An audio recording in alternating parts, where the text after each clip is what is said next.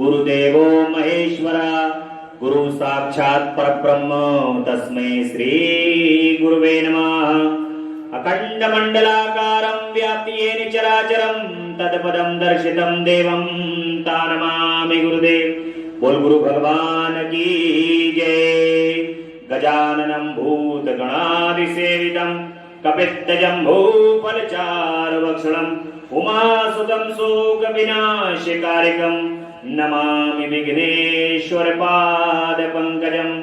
बोल गणपति गजानन भगवान की जय। सर्वमंगल मंगल्ये शिवे सर्वार्थ साधिके शरण्ये त्र्यंबके गौरी नारायणी नमस्तुते। ओम कर्पूर गौरम करुणावतारम संसारिसारं भुजगेन्द्रहारं सदा वसन्तं हृदयारविन्दे भवं भवानी सहितं नमामि। ओम नमः शिवाय। ओम नमः शिवाय। ओम नमः शिवाय। भगवान श्री गुरुदेव की असीम अनुकंपा से, माता पिता के आशीर्वाद, आप सभी भक्तों की अनन्य भक्ति, श्रद्धा, विश्वास और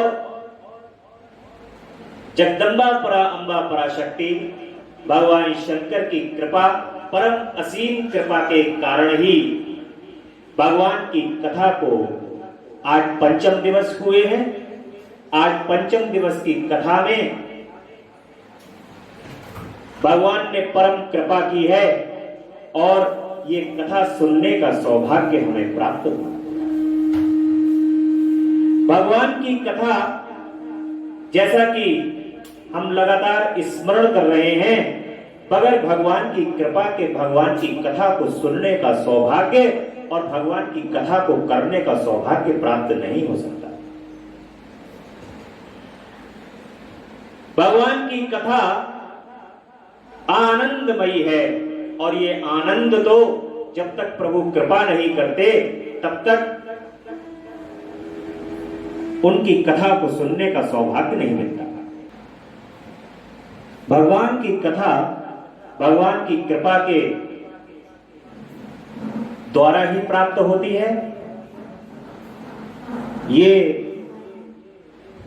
भगवान की कथा यदि आप स्वयं सुनते हैं और दूसरों को भी इस कथा तक पहुंचाते हैं तो आपको भगवान की परम कृपा की प्राप्ति होगी। कथा कहना और सुनना और कथा दूसरों को सुनाना, ये दोनों ही पुण्य के कार्य हैं। आप तक एक लिंक पहुंच रहा है लगातार। इस लिंक को ज्यादा से ज्यादा लोगों तक पहुंचाएं। श्रावण मास में, जिसमें अधिक मास भी शामिल है, श्रावण मास में भगवान की कथा जितने ज्यादा से ज्यादा लोग भगवत नाम का स्मरण करेंगे, भगवत नाम को सुनेंगे, आपका उतना ही ज्यादा कल्याण होगा। इसलिए भगवान की कथा को ज्यादा से ज्यादा लोग सुने। ऐसा करने के लिए आप ये भगवान की कथा जो आपको व्हाट्सएप के माध्यम से पहुंचती है, ज्यादा से ज्यादा लोगों तक पहुंचाएं और भगवत नाम का स्मरण उनके कानों तक पहुंचे। क्योंकि ये कथा सुनाने वाले स्वयं भगवान शिव हैं और इस कथा को सुनने वाले भी स्वयं भगवान शिव हैं। शिव ही इस कथा को सुना रहे हैं और शिव ही इस कथा को सुन रहे हैं। तो जब दोनों में कोई भेद नहीं है तो ज्यादा से ज्यादा भगवान की ये कथा लोगों तक पहुंचाइए। उसका भगवान का नाम का उच्चारण भगवान शिवमय हो जाए वातावरण, तब तक आप रुकिए। सारा संसार शिवमय हो जाए, सारे संसार में भगवान शिव की कथा हो जाए, सारे लोग भगवान की कथा को सुनने लगे, तब तक आप अपनी कथा को लोगों तक भेजते रहिए, उनको सुनाते रहिए। आज भगवान की कथा में, इससे पूर्व में हमने कल की कथा में सुना था कि किस प्रकार से भगवान के शिव पुराण महापुराण की कथा में नियम और संयम का पालन करते हुए इस कथा को करना चाहिए। आज भगवान के महापुराण में विंध्येश्वर संहिता से प्रारंभ होगी भगवान की शिव महापुराण की एक कथा। प्रयाग में सूत जी ने मुनियों का तुरंत पाप नाश करने वाले साधन के विषय में प्रश्न किया। आधंतम मंगलम जात समान भाग मार्याम तमीश मजार ममात्मन देवम पंचाननम प्रबल पंच विनोद दशीलम संध्यामये मनसी शंकर संविकेशम। भगवान शिव की एक कथा विंध्येश्वर संहिता से प्रारंभ है और 7 संहिताओं का स्मरण करते हुए उमा संहिता पर विश्राम, जो आदि और अंत में तथा मध्य में भी नित्य मंगलमय है, जिनकी समानता अथवा तुलना कहीं भी नहीं है, जो आत्मा के स्वरूप को प्रकाशित करने वाले हैं, जिनके 5 मुख हैं और जो खेल ही खेल में अनायास जगत की रचना कर देते हैं, पालन और संहार तथा अनुग्रह एवं तिरोभा स्वरूप 5 प्रबल कर्म करते रहते हैं, उन सर्वश्रेष्ठ अजर अमर ईश्वर अंबिकापति भगवान शंकर को मैं मन ही मन चिंतन करता हूं। भगवान शिव के स्वरूप का यहां पर वर्णन है। 5 मुखों वाले हैं भगवान और अनायास ही इस सृष्टि की रचना को करने वाले, पालन पोषण करने वाले और संहार करने वाले, खेल खेल में ही ये सब कार्य कर देने वाले ऐसे सदाशिव भगवान शंकर। व्यास जी कहते हैं कि जो धर्म का महान क्षेत्र है, जहां गंगा यमुना का संगम हुआ है, उस परम पुण्यमय प्रयाग में जो ब्रह्मलोक का मार्ग है, सत्य व्रत में तत्पर रहने वाले महातेजस्वी महाभाग महात्मा मुनियों ने एक विशाल महायज्ञ का आयोजन किया। उस ज्ञान यज्ञ का समाचार सुनकर पौराणिक शिरोमणि व्यास शिष्य महामुनि सूत जी वहां मुनियों का दर्शन करने के लिए आते। सूत जी को आते देख वे सब मुनि उस समय हर्ष से खिल उठे और अत्यंत प्रसन्न चित्त उन्होंने उनका विधिवत स्वागत सत्कार किया। तत्पश्चात उन प्रसन्न महात्माओं ने उनकी विधिवत स्तुति करके विनय पूर्वक हाथ जोड़कर उनसे इस प्रकार कहा कि सर्वज्ञ विद्वान रोमहर्षण जी, आपका भाग्य बड़ा भारी है। इसी से आपने व्यास जी के मुख से अपनी प्रसन्नता के लिए ही संपूर्ण पुराण विद्या प्राप्त की है, इसलिए आप आश्चर्य स्वरूप कथाओं के भंडार हैं।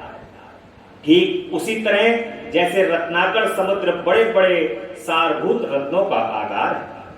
तीनों लोकों में भूत, वर्तमान और भविष्य तथा और भी जो कोई वस्तु है वह आपसे अज्ञात नहीं है।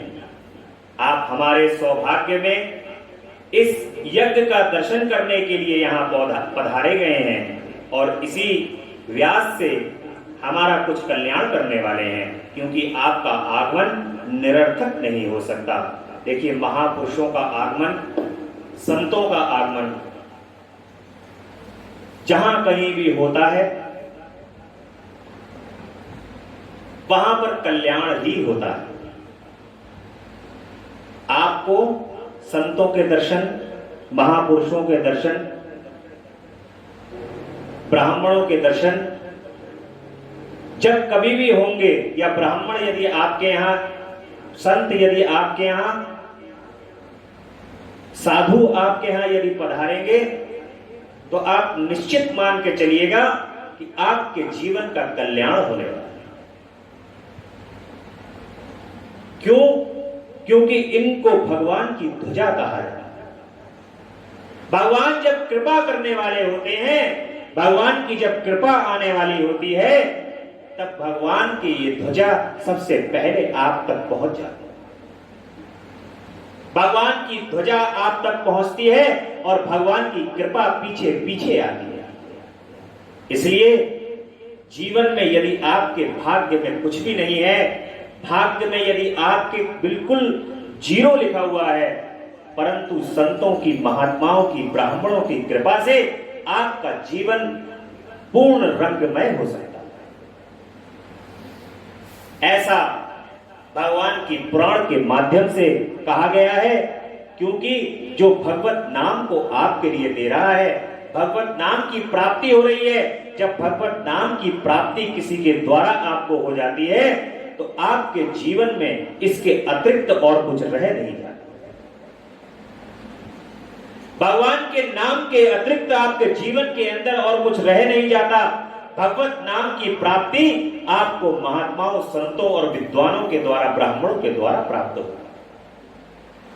इसी प्रकार से सभी ऋषि, मुनि, महात्मा लोग वहां पर स्वागत कर रहे हैं कि आज तो हमारे भाग्य खुल गए हैं, आज हमारे जीवन धन्य हो गया है। भगवान की कथा को सुनाने के लिए महापुरुष पधारे। उत्तम बुद्धि वाले सूत जी, इस समय हमें एक ही बात सुननी है। यदि आपका अनुग्रह हो तो गोपनीय होने पर भी आप उस विषय का वर्णन करें। घोर कलयुग आने पर मनुष्य पुण्य कर्म से दूर रहेंगे, दुराचार में फंस जाएंगे और सबके सब सत्य भाषण से मुंह फेर लेंगे, दूसरों की निंदा में तत्पर रहेंगे, पराये धन को हड़प लेने की इच्छा करेंगे, उनका मन आसक्त होगा तथा वे दूसरे प्राणियों की हिंसा किया करेंगे, अपने शरीर को ही आत्मा समझेंगे, मूढ़, नास्तिक और पशु बुद्धि रखने वाले होंगे, माता पिता से द्वेष रखेंगे, ब्राह्मण लोभ रूपी ग्रह के ग्रास बन जाएंगे, वेद बेचकर जीविका की पालन करेंगे। इस प्रकार से सूत जी महाराज से सभी मुनि कहने लगे कि हे प्रभु, ऐसा घोर कलयुग आएगा कि लोग पुराण, गीता, रामायण आदि पाठों को बेच करके अपना जीवन यापन करेंगे। जो ये विद्या भगवान ने आपको दी है, जो भगवान के धर्म का प्रचार करने के लिए जो ये जिह्वा दी हुई है, इस जिह्वा को, इन ग्रंथों को पढ़ करके बेचना शुरू कर देंगे। ऐसा संसार के अंदर जब होने लगेगा तो आप समझ लीजिए कि घोर कलयुग आ गया। जैसा कि आप देख रहे हैं, इस कलिकाल में भी इस समय पर मैं यहां पर किसी का कोई नाम नहीं लेना चाहूंगा, ना किसी की कोई निंदा से संबंधित कोई चीज है, परंतु मैं देख रहा हूं कि चारों तरफ कथाओं और दूसरी ज्ञान की चीजों को बांटने के लिए लाखों करोड़ों रुपए का सौदा हो रहा है। और ये लाखों करोड़ों रुपए के सौदे में लोगों की मति भ्रष्ट हो गई है। वो भ्रष्ट मति से केवल ये सोच रहे हैं कि ये धनोपार्जन ही सब कुछ है इस संसार के अंदर, लेकिन धन का अर्जन अवश्य करना चाहिए। धन के अर्जन को करके धर्म करना चाहिए। जितना आपके कार्यक्रम के अंदर उचित हो उतना धन एकत्र करना चाहिए, उसके अतिरिक्त इसको व्यापार नहीं बनाना चाहिए। आजकल व्यवस्थाएं करने में, लोगों को रोकने में, ब्राह्मणों को दक्षिणा देने में जो धन खर्च होता है, केवल उतना धन ही यजमान से लेना चाहिए। उसके अतिरिक्त कभी ये नहीं सोचना चाहिए कि ये धन जो बचेगा वो उसके बचा हुआ धन, इसका मैं लाभ लूंगा। ऐसे लाभ के स्वरूप में किसी भी यज्ञ को, किसी भी धर्म के पाठ को कदापि नहीं करना चाहिए। तो ऐसा यदि आजकल है तो ये कलयुग की ओर, घोर कलयुग की ओर एक इशारा है। और भगवान सब पर कृपा करें ताकि सभी लोग इस घोर कलयुग से बचे। लोग अपने शरीर को आत्मा समझेंगे। ये शरीर जो भगवान ने दिया है, इस शरीर को लोग इसी को ही आत्मा समझ रहे हैं। लोग सोच रहे हैं कि ये किराए पर मिली हुई ये शरीर, हाड़ मांस का शरीर, जब ये शरीर छूट जाएगा, आत्मा इसमें से परमानंद रूप से इस शरीर को छोड़ करके बाहर चली जाएगी, तब पछताने के अलावा और कोई रास्ता नहीं रह जाता, क्योंकि इस संसार के अंदर केवल शरीर ही एक ऐसा माध्यम है जिस माध्यम से आप भगवान की स्मरण कर सकते हैं, भगवान के नाम को ले सकते हैं। जब आपके शरीर से ये आत्मा बाहर आती है तो वो विवश होती है कोई भी कार्य करने के, और जब शरीर को धारण करके आपने भगवत नाम का स्मरण यदि किया है, भगवत नाम का यदि आपने उच्चारण किया है, तो ये जो आत्मा शरीर से जब बाहर आएगी तो ये उस समय बाहर आने के बाद भी प्रभु के नाम के अलावा और कोई दूसरा नाम नहीं उच्चारण कर सकती। भगवान के श्री चरण कमल में विलय होने के अलावा इस आत्मा का और कोई रास्ता नहीं हो सकता। इसीलिए जब तक शरीर है हमारा, ये माध्यम है, शरीर चूंकि माध्यम है, इस माध्यम में आने को देवता भी तरसते हैं। मनुष्य शरीर को धारण करने के लिए देवताओं को भी पृथ्वी पर आना पड़ता है, और पृथ्वी पर आकर के वे अपने भोगों को भोगने का प्रयास करते हैं कि हम किस प्रकार से अपने भोगों को भोगें, धर्म के कार्य करें, अच्छे कार्य करें और मुक्त होकर के भगवान शिव के श्री चरण कमल में समाहित हो जाए, ऐसा प्रयास करें। ब्राह्मण लोभी हो जाएंगे और इस प्रकार से अपनी विद्या को केवल धनोपार्जन का एक साधन बना ले। जो ज्ञानी हैं उनको संसार के अंदर केवल ज्ञान बांटना चाहिए, धर्म का प्रचार करना चाहिए। शास्त्रों में और पुराणों में ऐसा वर्णन किया गया है, लेकिन कलिकाल में ऐसा नहीं होगा। अपनी जाति के धर्म छोड़ देंगे, जो जिस जाति का है वो उस जाति का कार्य नहीं करेगा। प्रायः दूसरों को ठगेंगे, तीनों काल की संध्योपासना से दूर रहेंगे और ब्रह्म ज्ञान से शून्य हो गया। ब्रह्म ज्ञान का मतलब है जो ढोंग आडंबर इनके अंदर सदैव पड़े रहेंगे, परंतु जो ब्रह्म ज्ञान है भगवान परम आनंद परम स्वरूप के अंदर समाहित होने के लिए कोई प्रयास नहीं होगा, केवल और केवल ढोंग और आडंबर के अंदर पड़े रहे। ऐसा कलिकाल में होगा। समस्त क्षत्रिय भी स्वधर्म का त्याग करने वाले होंगे, कुसंगी होंगे, पापी होंगे, व्यभिचारी होंगे, उनमें शौर्य का अभाव होगा। वे कुत्सित चौर्य कर्म से जीविका चलाएंगे, सूत्रों सा बर्ताव करेंगे और उनका चित्त काम का किंकर बना रहेगा। वैश्य संस्कार भ्रष्ट होंगे, स्वधर्म त्यागी होंगे, कुमार्गी होंगे, धनोपार्जन परायण तथा पाप तौल में अपनी कुत्सित वृत्ति का परिचय देने वाले होंगे। इसी प्रकार शूद्र ब्राह्मणों के आचार में तत्पर होंगे, उनकी आकृति उज्जवल होगी, अर्थात वे अपना कर्म धर्म छोड़कर उज्जवल वेशभूषा में विभूषित हो व्यर्थ रहेंगे। सभी जातियां अपना धर्म छोड़ देंगी, किस जाति का कौन सा कार्य है सभी उसका कार्य भूल जाएंगी और उसके विपरीत कार्य करने लगेंगी। इस प्रकार से वे स्वभावता ही अपने धर्म का त्याग करने वाले होंगे, उनके विचार धर्म के प्रतिकूल होंगे, वे कुटिल और द्विजंतिक होंगे। यदि धनी हुए तो कुकर्म में लग जाएंगे, विद्वान हुए तो वाद विवाद करने वाले होंगे, अपनों को कुलीन मानकर चारों वर्णों के साथ वैवाहिक संबंध स्थापित करेंगे। जैसे देखिए, इस प्रकार से आजकल किसी भी जाति का किसी भी जाति के अंदर विवाह हो जाता है। जैसा कि आजकल आ गया है, एक प्रचलन हो गया है, बोले साहब आजकल बस लड़का लड़की पढ़े लिखे होने चाहिए, जाति धर्म से किसी प्रकार का कोई लेना देना नहीं। परंतु ऐसा पुराणों के माध्यम से कहा गया है कि विवाह के संबंध स्थापित करने में किसी भी प्रकार का कोई जाति धर्म का कोई भेद नहीं रह जाएगा। लोग अपने मार्ग से हट करके समस्त वर्णों के संपर्क में भ्रष्ट हो जाएंगे। वे लोग अपनी अधिकार सीमा से बाहर जाकर द्विजोचित सत्कर्मों का अनुष्ठान करने वाले होंगे। कलयुग की स्त्रियां प्रायः सदाचार से भ्रष्ट और पति का अपमान करने वाली हैं। इस कलिकाल में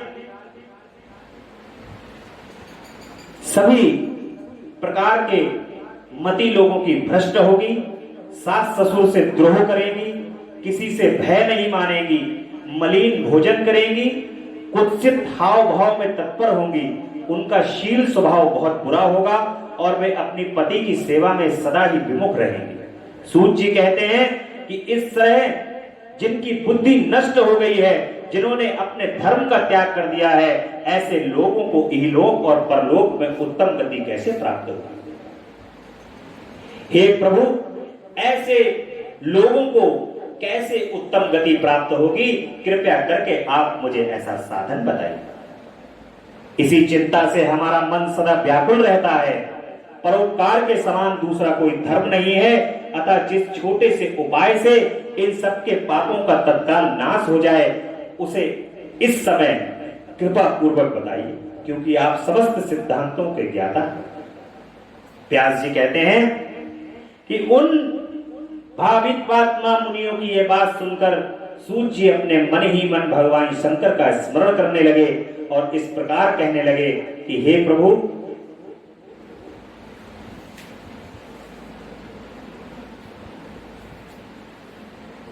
सूत जी कहते हैं कि प्रभु, साधु महात्माओं आप लोगों ने बहुत ही अच्छी बात पूछी है।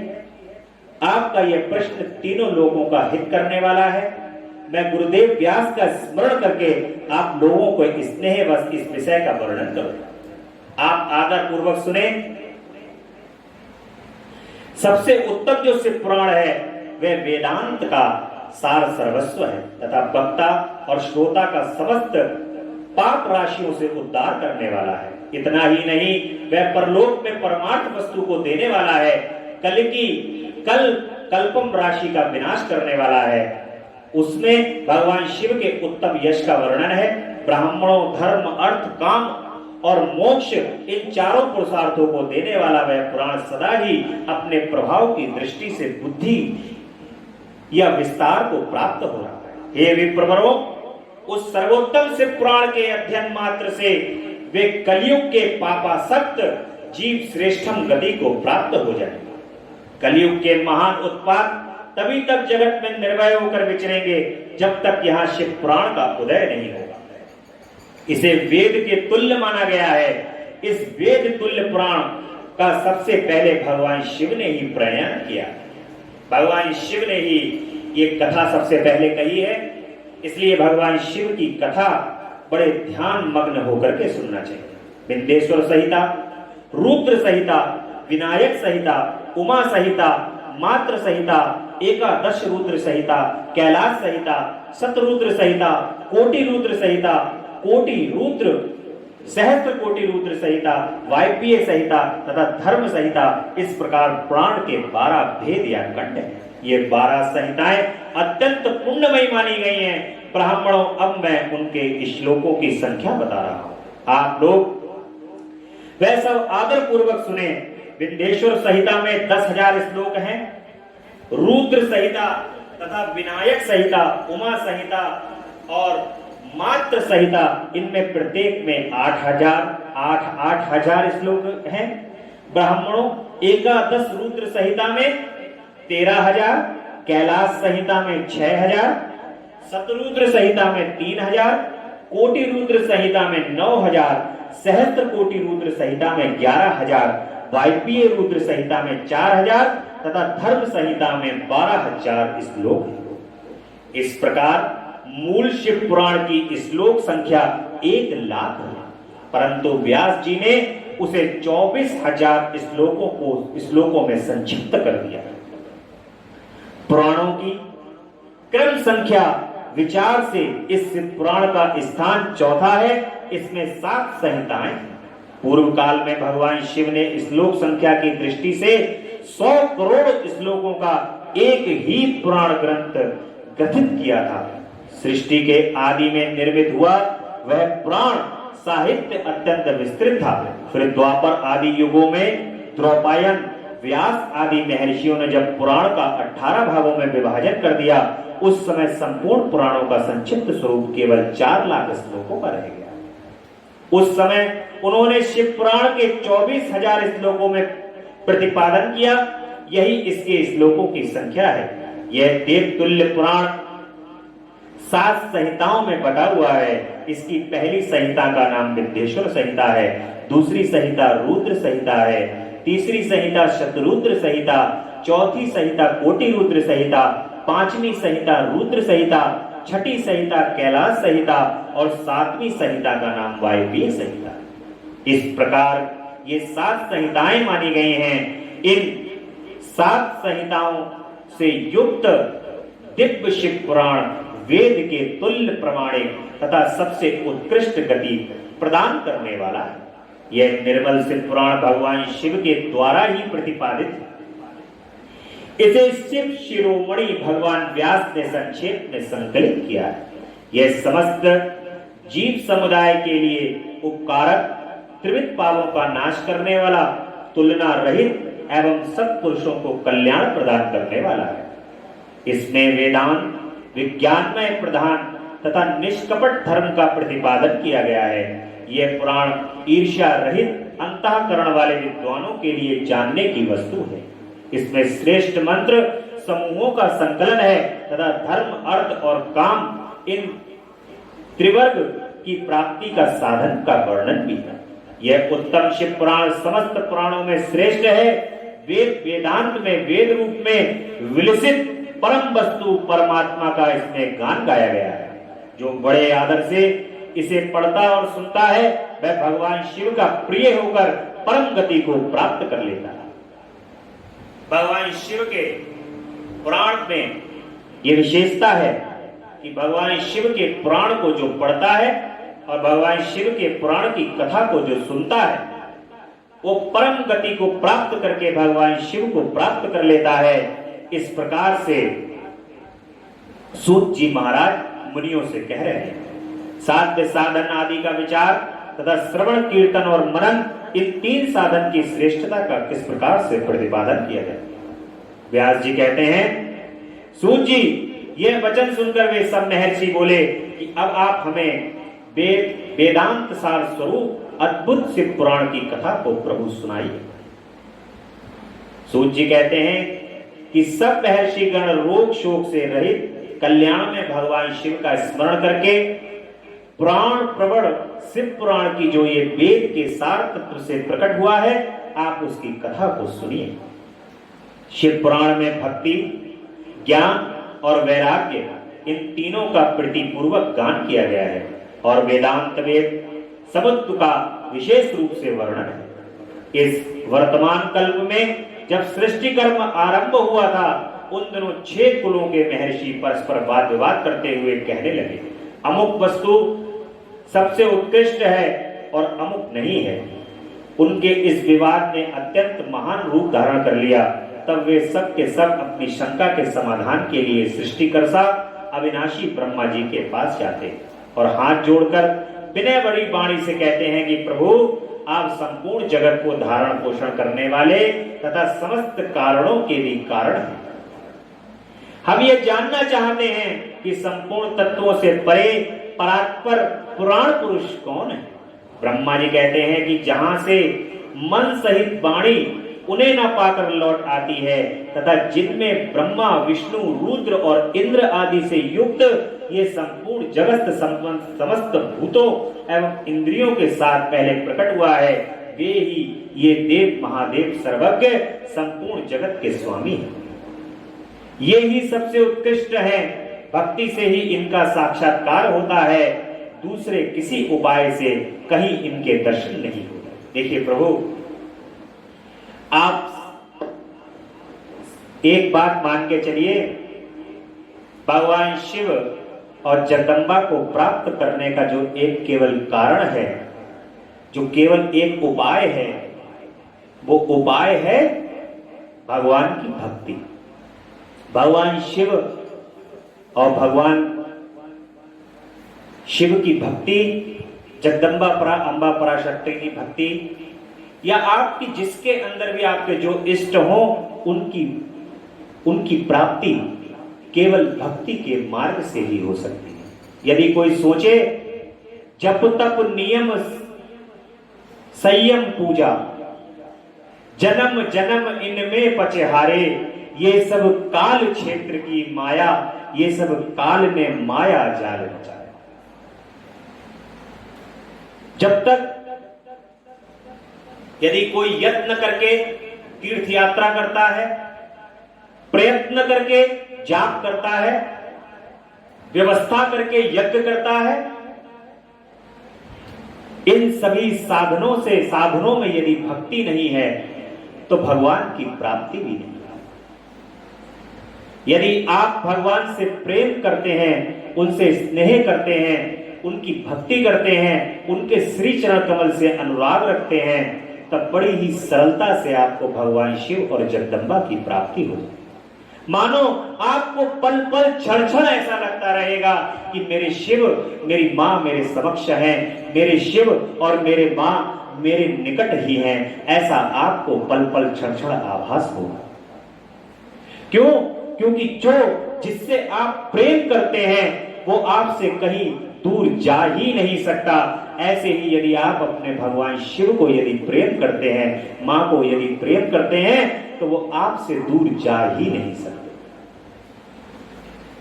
इसलिए भगवान की भक्ति और भगवान के श्री चरण कमल से स्नेह प्रेम सबको करना चाहिए। इसके अतिरिक्त जीवन में कोई दूसरा कार्य नहीं। जहां वे ही देव और महादेव हैं, ये ही सबसे उत्कृष्ट हैं, भक्ति से ही इनका साक्षात्कार होता है, दूसरे किसी उपाय से इनका दर्शन नहीं होता। रुद्र हरिहर तथा अन्य देवेश्वर सदा उत्तम भक्ति भाव से उनका दर्शन करना चाहते हैं। भगवान शिव में भक्ति होने से मनुष्य संसार के बंधन से मुक्त हो जाता है। देवता के कृपा प्रसाद से उनमें भक्ति होती है और भक्ति से देवता का कृपा प्रसाद प्राप्त होता है। ठीक उसी तरह जैसे यहां अंकुर से बीज और बीज से अंकुर पैदा होता है, इसलिए तुम सब महर्षि भगवान शंकर का कृपा प्रसाद प्राप्त करने के लिए भूतल पर आकर सहस्त्रों वर्षों तक चालू रहने वाले एक विशाल यज्ञ का आयोजन करते हैं। इन यज्ञपति भगवान शिव की ही कृपा से वेदोक्त विद्या के सारभूत साध्य का साधन ज्ञात होता है। शिव पद की प्राप्ति ही साध्य है, उनकी सेवा ही साधन है तथा उनके प्रसाद से जो नित्य नैमित्तिक आदि फलों की ओर से निस्पृह होता है वही साधन है। वेदोक्त कर्म का अनुष्ठान करके उनके महान फल को भगवान शिव के चरणों में समर्पित कर देना चाहिए, करना ही परमेश्वर पद की प्राप्ति है। वही सालोक्य आदि के क्रम से प्राप्त होने वाली मुक्ति उन पुरुषों की भक्ति के अनुसार उन सबको उत्कृष्ट फल की प्राप्ति होती है। उस भक्ति के साधन अनेक प्रकार के हैं जिनका साक्षात महेश्वर से ही प्रतिपादन किया है। उनमें से सारभूत साधन को संक्षिप्त करके मैं बता रहा हूं। कान से भगवान के नाम, गुण और लीलाओं का श्रवण, वाणी द्वारा उनका कीर्तन तथा मन के द्वारा उनका मनन, इन तीनों को महान साधन कहते हैं। देखिए,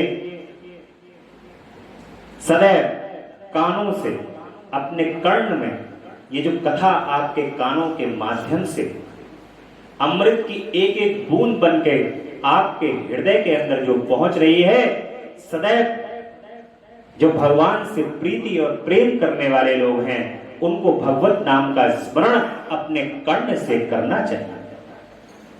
अपनी वाणी से, चाहे कोई भी अवस्था हो, चाहे किसी भी जगह पर हो, कोई शुभ कार्य हो या आपके घर के अंदर कोई मांगलिक कार्य हो या किसी भी तरीके का कोई कार्य होने वाला हो या आप नित्य कर्म कर रहे हो, नित्य कार्य करने जा रहे हो, आपको भगवत नाम का स्मरण तो पल पल क्षण क्षण होना ही चाहिए। जो व्यक्ति अपने मन के अंदर ये धारण करता है ये सारा कार्य तो मेरी जगदम्बा, मेरे भोलेनाथ कर रहे हैं, ये सब कार्य तो मेरी माँ का और मेरे भोलेनाथ की लीला का ही एक क्रम है, वे सदैव भगवान के नाम का स्मरण अपने हृदय में सदैव करते रहते हैं। ये वाणी से जहां भी मौका मिले भगवान के नाम का स्मरण अवश्य करना चाहिए, ऐसा कहा गया है। और अपने मन में और हृदय में सदैव अपने भगवान को धारण करना चाहिए। आप जिनकी भक्ति करते हैं, जिनसे प्रेम और स्नेह करते हैं, उनको अपने हृदय में अवश्य धारण करें। तो ये 3 कान के माध्यम से उनकी गुणों की और उनकी लीलाओं का श्रवण करना चाहिए, वाणी के द्वारा उनका कीर्तन और मन के द्वारा उनका मनन करना चाहिए। इन तीनों को महान साधन बताया गया है। तात्पर्य यह है कि महेश्वर का श्रवण, कीर्तन और मनन करना चाहिए। यह श्रुति का वाक्य हम सबके लिए प्राणभूत है। इसी साधन से संपूर्ण मनोरथों की सिद्धि में लगे हुए आप लोग परम साध्य को प्राप्त होंगे। लोग प्रत्यक्ष वस्तु को आंख से देख करके उसमें प्रवृत्त होते हैं, परंतु जिस वस्तु का कहीं भी प्रत्यक्ष दर्शन नहीं होता, उसे श्रवणेंद्रिय द्वारा जान सुनकर मनुष्य उसकी प्राप्ति के लिए चेष्टा करता है। अतः पहला साधन श्रवण ही है। उसके द्वारा गुरु के मुख से तत्व को सुनकर श्रेष्ठ बुद्धि वाला विद्वान पुरुष साधन, कीर्तन एवं मन की सिद्धि को करे। क्रमशः मन प्रयत्न इन साधन की अच्छी तरह साधना कर लेने पर उसके द्वारा सालोक्य आदि के क्रम से धीरे धीरे भगवान शिव से संयोग होता है। पहले सारे अंगों के रोग नष्ट हो जाते हैं, फिर सब प्रकार का लौकिक आनंद भी विलीन हो जाता है। भगवान शिव की पूजा, उनके नामों के जप तथा उनके गुण रूप विलास और नामों का युक्ति पारण चित्त के द्वारा जो निरंतर परिशोधन एवं चिंतन होता है, उसी को मनन कहा गया है। वह महेश्वर की कृपा दृष्टि से उपलब्ध होता है। उसे समस्त श्रेष्ठ साधनों में प्रधान या प्रमुख कहा गया है। सूत जी कहते हैं कि मुनीश्वरों, इस साधन का महत्व बताने के लिए प्रसंग में मैं आप लोगों के लिए एक प्राचीन वृत्तांत का वर्णन करूंगा। उसे ध्यान देकर आप सुने। पहले की बात है, पाराशर मुनि के पुत्र मेरे गुरु व्यास देव जी सरस्वती नदी के सुंदर तट पर तपस्या कर रहे थे। एक दिन सूर्य तुल तेजस्वी विमान से यात्रा करते हुए भगवान सनत कुमार अकस्मात वहां आ पहुंचे। उन्होंने मेरे गुरु को वहां देखा। वे ध्यान में मग्न थे। उनके जागने पर उन्होंने ब्रह्मपुत्र सनत कुमार को अपने सामने उपस्थित देखा। देखकर वे बड़े वेग से उठे और उनके चरणों में प्रणाम कर मुनि ने उन्हें अर्घ्य दिया और देवताओं के बैठने योग्य आसन भी अर्पित किया। तब प्रसन्न हुए भगवान सनत कुमार ने विनीत भाव से खड़े हुए व्यास जी से गंभीर वाणी से कहा कि हे मुनि, तुम सत्य वस्तु का चिंतन करो। वह सत्य पदार्थ भगवान शिव ही हैं, जो तुम्हारे साक्षात्कार के विषय में होंगे। भगवान शंकर का श्रवण, कीर्तन, मनन, ये 3 महत्तर साधन कहे गए हैं। ये तीनों ही वेद सम्मत पूर्व काल में दूसरे साधनों के संभ्रम में पड़कर घूमता घामता मंदरांचल पर जा पहुंचा और वहां तपस्या करने लगा। तदंतर महेश्वर शिव की आज्ञा से मुझ पर बहुत दया हुई है। वे सबके साक्षी तथा शिव गणों के स्वामी भगवान नंदिकेश्वर मुझे स्नेह पूर्वक मुक्ति का उत्तम साधन बताते हुए बोले कि भगवान शंकर का श्रवण, कीर्तन और मनन, ये तीनों साधन वेद सम्मत और मुक्ति के साक्षात कारण। ये बात स्वयं भगवान शिव ने मुझसे कही है। अतः ब्राह्मण, तुम श्रवणादि तीनों साधनों का ही अनुष्ठान करो। व्यास जी ने बारंबार ऐसा कहकर अनुगामी सहित तो ब्रह्मपुत्र शरद कुमार परम सुंदर ब्रह्म धाम को चले जाते हैं। इस प्रकार पूर्व काल के इस उत्तम वृतांत का मैंने संक्षेप में वर्णन किया। ऋषि कहते हैं कि सूत जी, शरणादि 3 साधनों को आपने मुक्ति का उपाय बताया है, किंतु जो श्रवण आदि तीनों साधनों में असमर्थ हो, वह मनुष्य किस उपाय का अवलंबन करके मुक्त हो सकता है। अब कह रहे हैं, देखिए, ऋषियों की, मुनियों की, साधुओं की, महात्माओं की, ब्राह्मणों की प्रवृत्ति होती है कि दूसरे का कल्याण किस प्रकार से, कम से कम साधन में दूसरे का कल्याण कैसे किया जा सके। लोग इन तीनों साधनों को करने में भी जो अक्षम है, मन को जो शुद्ध नहीं कर सकते, वाणी के द्वारा हर समय भगवान का नाम नहीं ले सकते, कर्ण के माध्यम से सदैव भगवान के नाम को नहीं सुन सकते। इसके अलावा भी भगवान के नाम के इसके अलावा भी और ऐसा कौन सा साधन है? ऐसे ऋषि मुनि लोग कहने लगे कि जो इन साधनों को भी प्रयोग ना करे उसके लिए फिर ऐसा कौन सा साधन है? भगवान शिव के लिंग एवं साकार विग्रह की पूजा के रहस्य तथा महत्व का वर्णन किस प्रकार से किया है? सूत जी कहते हैं कि शौनक, जो श्रवण कीर्तन और मनन इन तीनों साधनों के अनुष्ठान में समर्थ ना हो, वह भगवान शंकर के लिंग एवं मूर्ति की स्थापना करके नित्य उसकी पूजा करेगा तो संसार सागर से पार हो सकता है। वंचना अथवा छल ना करते हुए अपनी शक्ति के अनुसार धनराशि ले जाए और उसे शिवलिंग अथवा शिव मूर्ति को सेवा के लिए अर्पित करे। साथ ही निरंतर उस लिंग एवं मूर्ति की पूजा करे। उसके लिए भक्ति भाव से मंडप, गोपुर, तीर्थ, मंडप, मठ एवं क्षेत्र की स्थापना करे तथा उत्सव रचाए। जो ये तीन साधनों का प्रयोग नहीं कर सकते उनके लिए साधन है भगवान शिव की स्थापना, भगवान शिव का पूजन, भगवान शिव के अनेक साधन के द्वारा उनके लिंग की स्थापना करके उसका पूजन करना। ये एक ऐसा साधन है जब मनुष्य अपने मन को स्थिर ना कर सके। और ऐसा बताया है कि मुनिवर ने कि वो इस लोक में नहीं उन लोक में भी कल्याण का कार्य। इसके लिए भक्ति भाव से भगवान के मठ क्षेत्र एवं उसकी स्थापना और उत्सव को रचाना चाहिए। वस्त्र, गंध, पुष्प, धूप, दीप तथा पुआ और शाक आदि व्यंजनों से युक्त भांति भांति के भक्ष्य भोज अन्य नैवेद्य के रूप में समर्पित करना चाहिए। छत्र, ध्वजा, व्यसन, चामर तथा अन्य अंगों सहित राजोपचार की भांति सब सामान भगवान शिव के लिंग एवं मूर्ति पर चढ़ाना चाहिए। प्रदक्षिणा, नमस्कार यथाशक्ति जप करना चाहिए। आवाहन से लेकर विसर्जन तक सारा कार्य प्रतिदिन भक्ति भाव से संपन्न करना चाहिए।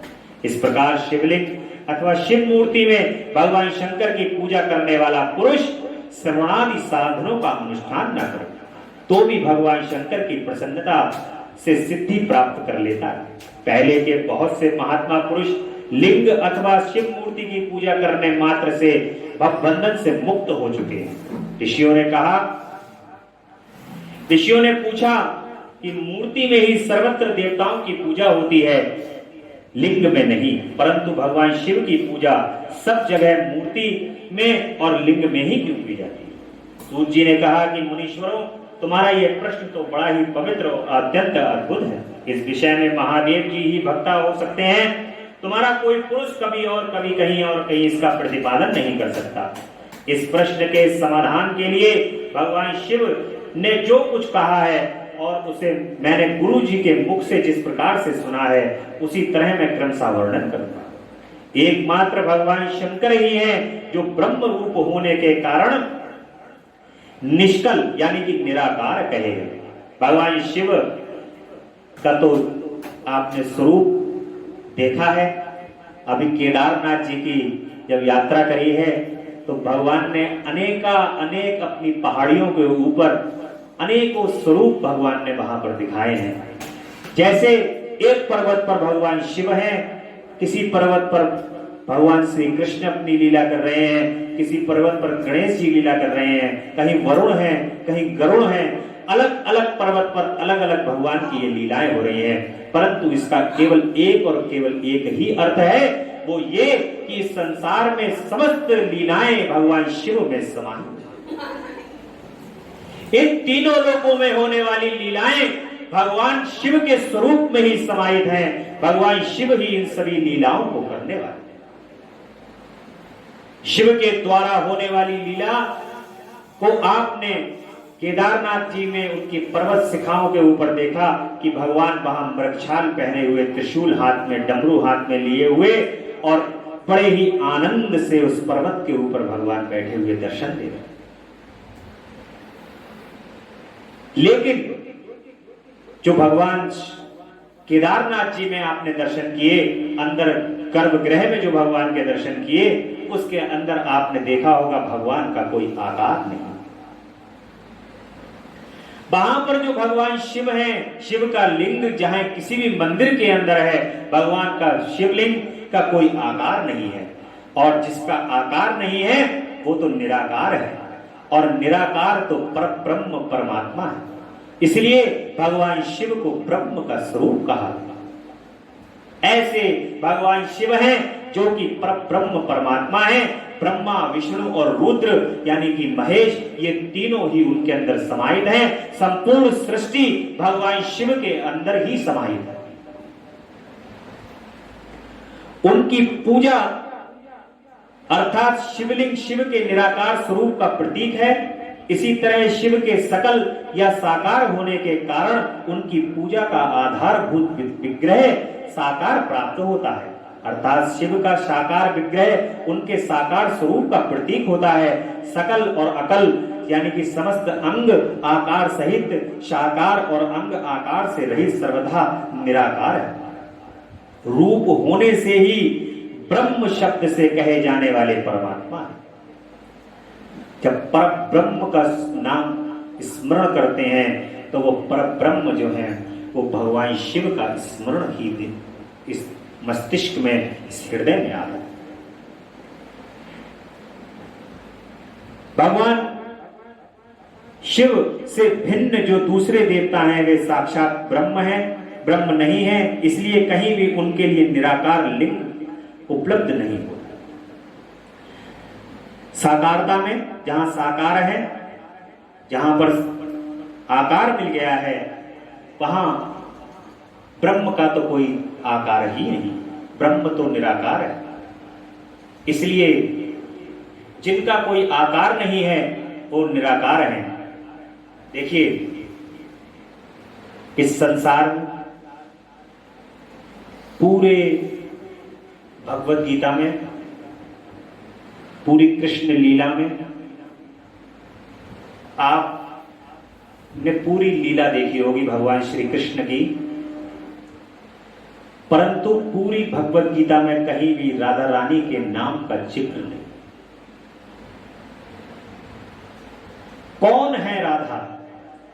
राधा रानी कौन है? राधा रानी परब्रह्म है। जो परब्रह्म है उनका कोई वहां पर आकार नहीं है। वो तो समस्त संसार को अपने अंदर समाहित किए हुए हैं। इसी प्रकार से भगवान शिव हैं जिनका कोई आकार नहीं है, वे तो परब्रह्म परमात्मा है। जगदम्बा आद्या शक्ति मां काली परब्रह्म है। मां के आकार का वर्णन स्वयं देवता भी करने में अक्षम है। इसीलिए समस्त संसार के अंदर जो ब्रह्म है, ब्रह्म का स्वरूप है, उनके आकार के वर्णन को करने में भक्त तो उनके आकार का अपने हिसाब से वर्णन कर देते हैं, क्योंकि भक्तों ने क्या किया हुआ है, अपनी भक्ति के भाव से अपने ब्रह्म को देखा। जो भक्तों ने अपनी भक्ति के भाव से अपने हृदय में अपने प्रेम से जो हृदय के अंदर प्रेम का स्वरूप जो स्थापित किया हुआ है, वही आपके सामने उसका वर्णन करते हैं। और उन्हीं भक्तों के भाव और उन्हीं के वर्णन से जो आकार बनता है वही साकार स्वरूप ले लेता है। जो आकार बनता है वही साकार स्वरूप बना करके आप उस ब्रह्म की पूजा करते हैं। उस पर ब्रह्म को आकार दे करके उस पर ब्रह्म की पूजा करते हैं।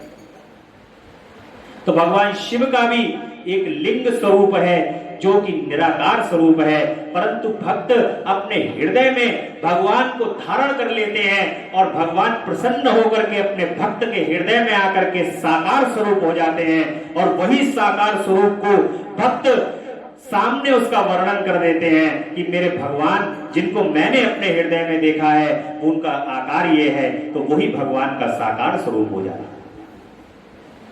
वही ब्रह्म है। ऐसा भगवान की भक्ति। पूर्व काल में बुद्धिमान ब्रह्मपुत्र सनत कुमार मुनि ने मंदरांचल पर नंदिकेश्वर से इस प्रकार का प्रश्न किया था।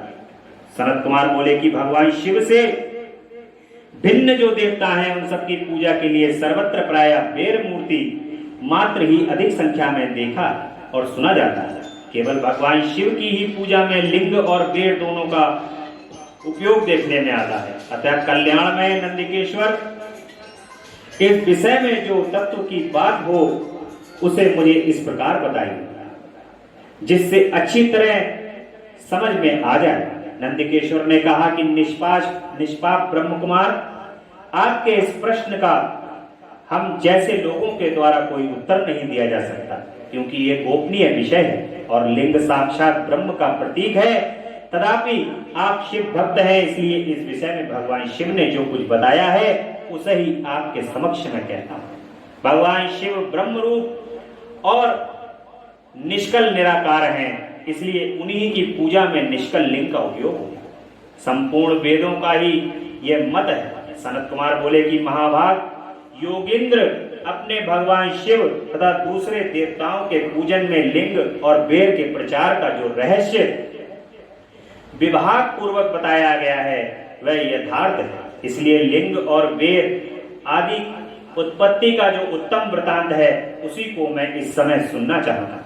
लिंग के प्राकट्य का रहस्य सूचित करने वाले प्रसंग मुझे सुनाइए प्रभु। इससे उत्तर में नंदिकेश्वर ने भगवान महादेव के निष्कल स्वरूप लिंग के आविर्भाव का प्रसंग सुनाना आरंभ किया। उन्होंने कहा, उन्होंने ब्रह्मा तथा विष्णु विवाद देवताओं की व्याकुलता एवं चिंता, देवताओं का दिव्य कैलाश शिखर पर गमन, उनके द्वारा चंद्रशेखर महादेव का स्तंभन, देवताओं से प्रेरित हुए महादेव का ब्रह्मा और विष्णु के विवाद स्थल में आगमन तथा दोनों के बीच में निष्कल आदि अंतर रहित भीषण अग्नि स्तंभ के रूप में उनका आविर्भाव आदि प्रसंगों की कथा को सुनाया।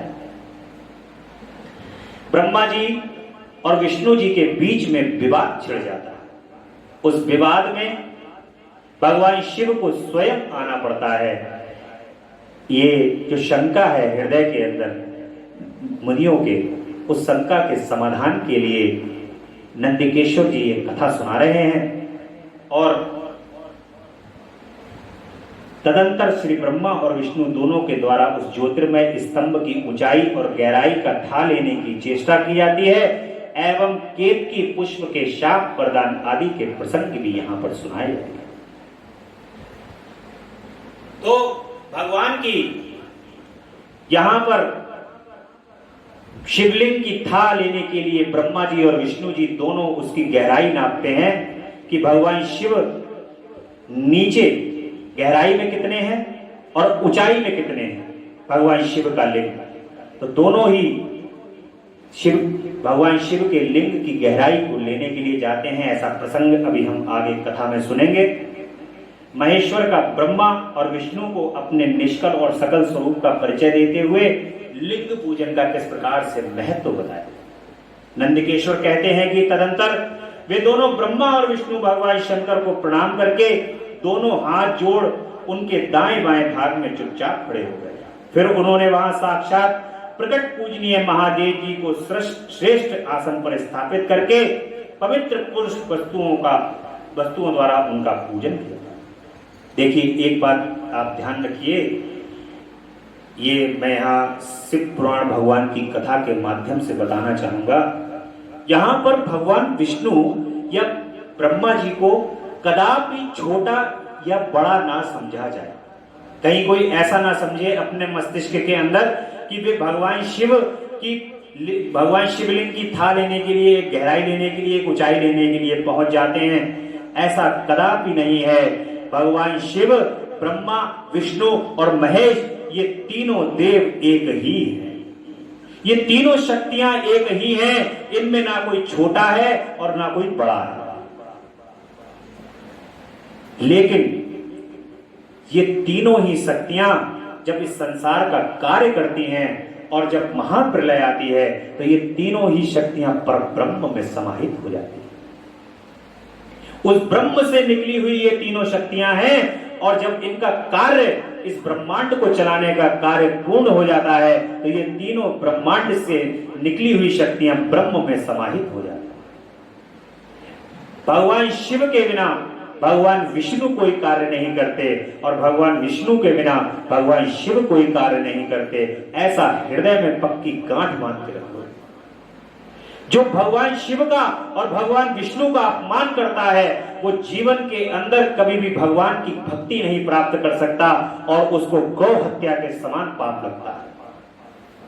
इसलिए भगवान शिव में और भगवान विष्णु में कभी छोटे बड़े का भेद नहीं करना चाहिए। जो ये छोटे बड़े का भेद करता है उसको भी गौ हत्या के समान पाप करता है।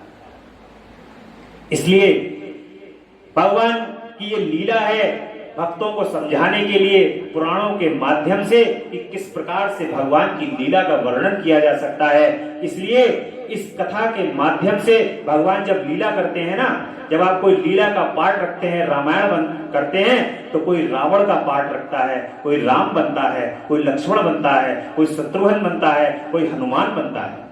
इसी प्रकार से ये भगवान की कथा है। यहाँ पर भगवान विष्णु और ब्रह्मा जी और भगवान शिव की लीला है। यहाँ पर लीला के अंदर किसी को हाथ जोड़ना है तो किसी को भगवान की लिंग की गहराई और ऊंचाई ना पाए और किसी को ब्रह्म बनकर के स्थापित रहना है। ऐसी भगवान की लीला है। यही समझते हुए परम ज्ञान को प्राप्त करते हुए अपने हृदय में किसी भी प्रकार की शंका को न रखते हुए भगवान शिव के शिव पुराण की कथा को निश्चल होकर के सुनना चाहिए। फिर उन्होंने वहां साक्षात प्रकट पूजनीय महादेव जी को श्रेष्ठ आसन पर स्थापित करके पवित्र पुरुष वस्तुओं द्वारा उनका पूजन किया। दीर्घ काल तक अविकृत भाव से सुस्थिर रहने वाली वस्तुओं को पुरुष वस्तु कहते हैं और अल्प काल तक ही टिकने वाली क्षण भंगुर वस्तुएं प्राकृत वस्तु कहलाती हैं। इस तरह वस्तु के दो भेद जानने चाहिए। जिन पुरुष वस्तुओं से उन्होंने भगवान शिव का पूजन किया है यह बताया जाता है। हार, नूपुर, केयूर, किरीट, मणिमय कुंडल, यज्ञोपवीत, उत्तरीय वस्त्र, पुष्पमाला, रेशमी वस्त्र, हार, मुद्रिका, तांबूल, कपूर, चंदन एवं अगुर का अनुलेप, धूप, दीप, श्वेत छत्र, व्यंजन, ध्वजा, चमर तथा अन्याय शिव उपहारों द्वारा जिनका वैभव वाणी और मन की पहुंच से परे था, जो केवल पशुपति के ही योग्य थे और जिन्हें पशु कदापि नहीं पा सकते थे, उन दोनों ने अपने स्वामी महेश्वर का पूजन किया। सबसे पहले वहां ब्रह्मा और विष्णु ने भगवान शंकर की पूजा की। इससे प्रसन्न हो भक्ति पूर्वक भगवान शिव ने वहां नम्र भाव से खड़े हुए उन दोनों देवताओं से मुस्कुराकर कहा। भगवान शिव कहते हैं कि पुत्रों, आज का दिन एक महान दिन है। इसमें तुम्हारे द्वारा जो आज मेरी पूजा हुई है इससे मैं तुम लोगों पर बहुत प्रसन्न हूं। इसी कारण यह दिन परम पवित्र और महान से महान होगा। आज की यह तिथि शिवरात्रि के नाम से विख्यात होगी, मेरे लिए परम प्रिय होगी। इसके समय में जो मेरे निष्कल अंग यानी मेरे लिंग की जो पूजा करेगा, आकृति से जो रहित है, निराकार स्वरूप के प्रतीक हैं, बेर सकल सकारात्मक के प्रतीक विग्रह की पूजा करेगा, वह पुरुष जगत की सृष्टि और पालन आदि कार्य भी कर सकता है।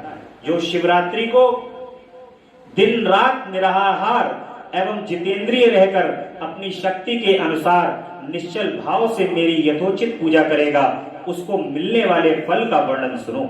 1 वर्ष तक निरंतर मेरी पूजा करने वाले को फल मिलता है, वह सारा फल केवल शिवरात्रि को मेरा पूजन करने से मनुष्य को तत्काल प्राप्त हो जाता है।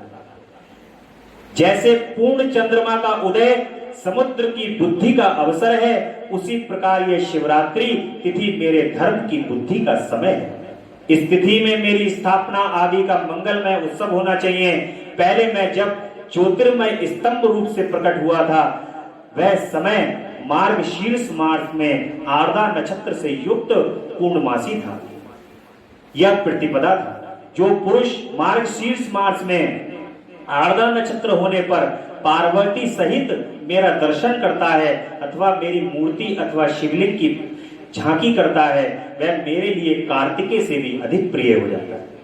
उस शुभ दिन को मेरे दर्शन मात्र से पूरा फल प्राप्त होता है। यदि दर्शन के साथ साथ मेरा पूजन भी किया जाए तो इतना अधिक फल प्राप्त होता है कि उसका वाणी द्वारा वर्णन नहीं किया जा सकता। वहां पर मैं लिंग रूप से प्रकट होकर बहुत बड़ा हो गया था, अतः उस लिंग के कारण यह भूतल लिंग स्थान नाम से प्रसिद्ध हुआ।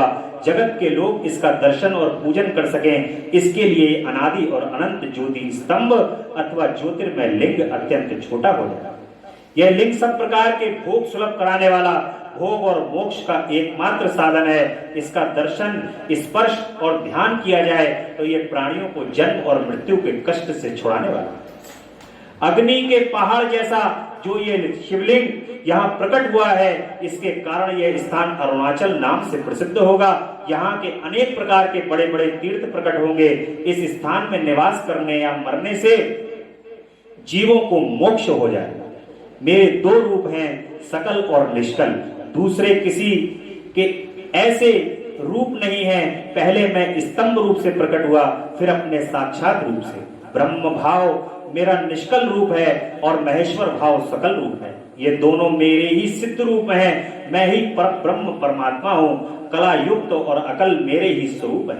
ब्रह्म रूप होने के कारण मैं ईश्वर हूँ। जीवों पर अनुग्रह आदि करना मेरा कार्य है। ब्रह्म और केशव, मैं सबसे बृहद और जगत की वृद्धि करने वाला होने के कारण ब्रह्म कहलाता हूँ। सर्वत्र सर्व रूप में स्थित और व्यापक होने से मैं ही सबकी आत्मा हूँ। सर्ग से लेकर अनुग्रह तक आत्मा या ईश्वर से भिन्न जो जगत संबंध पांच कृत्य हैं, वे सदा मेरे ही, मेरे अतिरिक्त दूसरे के किसी के नहीं, क्योंकि मैं ही सबका ईश्वर हूँ।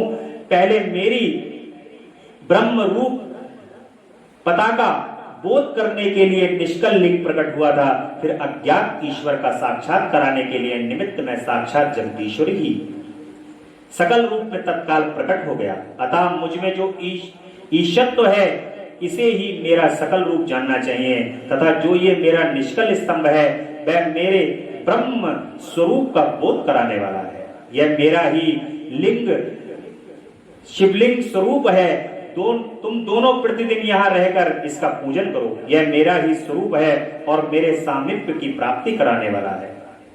भगवान शिव ने नित्य अभेद होने के कारण मेरे इस लिंग का महान पुरुषों को भी पूजन करना चाहिए।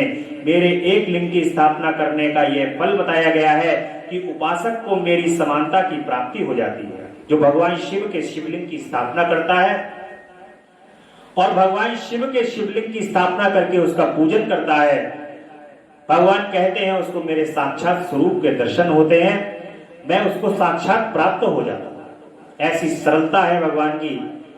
वैसे तो कहा गया है कि भगवान शिव के शिवलिंग की स्थापना एक अंगुष्ठ के बराबर, इससे ऊंचे नहीं होना चाहिए शिवलिंग।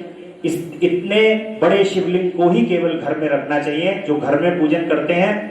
इसलिए बाण लिंग की स्थापना बताई गई है, जो नर्मदा नदी से निकलते हैं।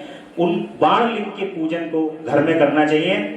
अन्यथा किसी शिवालय में जाकर के भगवान शिव के शिवलिंग की जो नित्य पूजा करता है, भगवान शिव ने ये स्वयं अपने मुख से कहा है कि मैं स्वयं साक्षात स्वरूप में उसको प्राप्त हुआ। मेरे शिवलिंग की जो पूजन करता है, शिवलिंग पर जो जलाभिषेक करता है, बिल्व पत्र पंच प्रकार से जो गंध अक्षत पुष्प बिल्व से पूजन करता है, नित्य पूजन करता है, भगवान कहते हैं कि मैं साक्षात स्वरूप में उसके साथ में रहता हूं, उसको साक्षात अपने दर्शन प्रदान।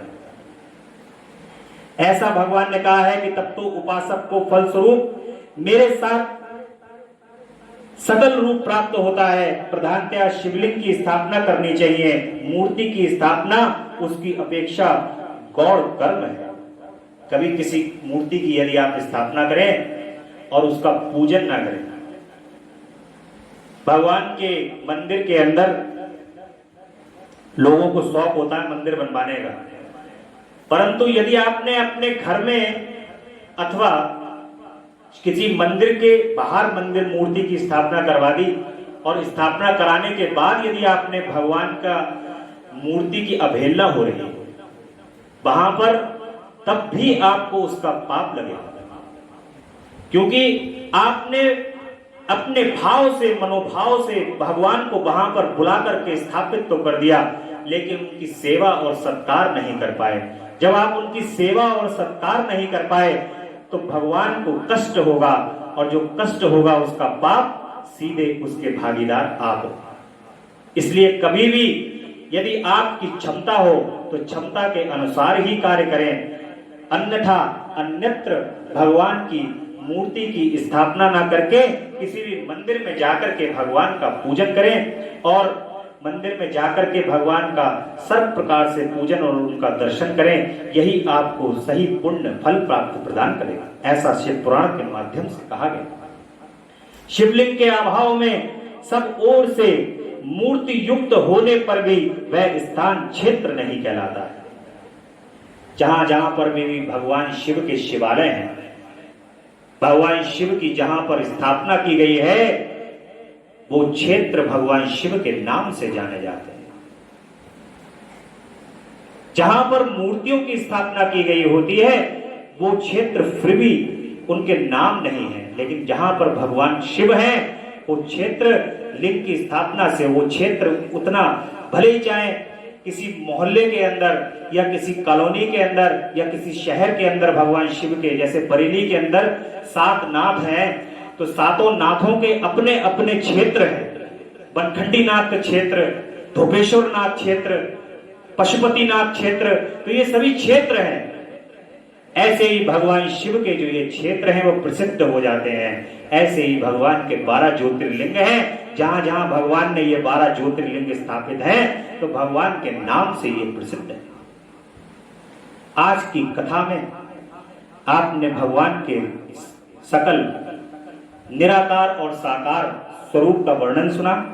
आज की कथा यहीं विश्राम लेगी और 5 कृत्यों का प्रतिपादन, प्रणव पंचाक्षर मंत्र की महत्ता, ब्रह्मा विष्णु द्वारा भगवान शिव की स्तुति और उनका अंतर ध्यान किस प्रकार से भगवान हो जाते हैं, उनको ज्ञान देकर के ये कल की कथा में हम सुनेंगे।